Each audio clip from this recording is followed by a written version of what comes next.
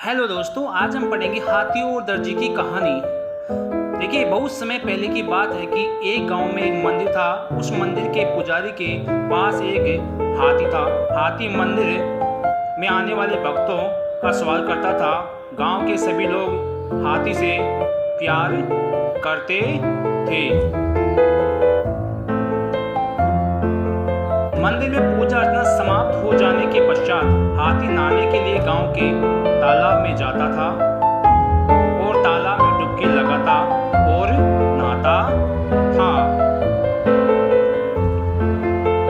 जब हाथी तालाब में नहाकर घर लौटता था तो रास्ते में एक दर्जी की दुकान थी।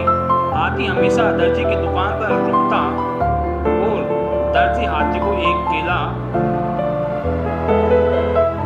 खिलाता था। इसके बाद हाथी अपनी सूंड से दर्जी को प्रणाम करता और घर चला जाता था। एक शाम जब हाथी तालाब में नहा कर घर आ रहा था और केला खाने के लिए दर्जी की दुकान पर रुका। उस दिन दर्जी शरारती मूड में था। दर्जी ने हाथी को खाने के लिए एक केला दिया। हाथी ने जैसे ही केला खाया और दर्जी को प्रणाम करने के लिए सूंड को उठाई तो दर्जी ने हाथी की सूंड में सुई चुभो दी। हाथी को दर्द हुआ और हाथी दर्द से करहाता हुआ अपने घर चला गया। दर्जी हाथी को देखकर खूब हंसा और हाथी की मजाक बनाई।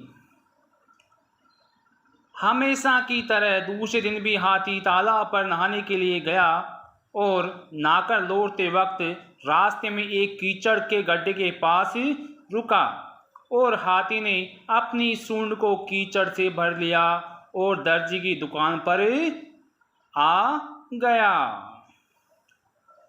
दर्जी अपने काम में व्यस्त था। दर्जी ने कई नई पोशाकें सिली और इस्त्री की थी और उन्हें बड़े करीने से व्यवस्थित किया था।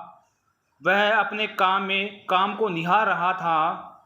तभी जब उसने हाथी को अपनी दुकान पर रुकते देखा, अगले ही पल हाथी ने कीचड़ से भरी अपनी सूंड को दर्जी की दुकान के अंदर कीचड़ का फुहारा छोड़ दिया और दर्जी नए सिले हुए कपड़ों को भिगो दिया। दर्जी के नए सिले हुए कपड़े गंदे हो चुके थे।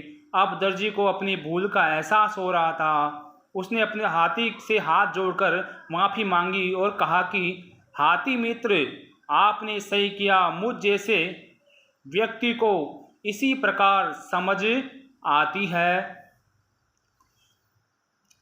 दर्जी ने हाथी को कहा कि मित्र, आज के बाद किसी को भी चोट नहीं पहुंचाऊंगा। हाथी ने अपना सिर हिलाया, अपनी सूंड उठाई और अपने घर चला गया। तो दोस्तों, इससे शिक्षा मिलती है कि आप दूसरों का बुरा करोगे तो आपके साथ भी बुरा होगा।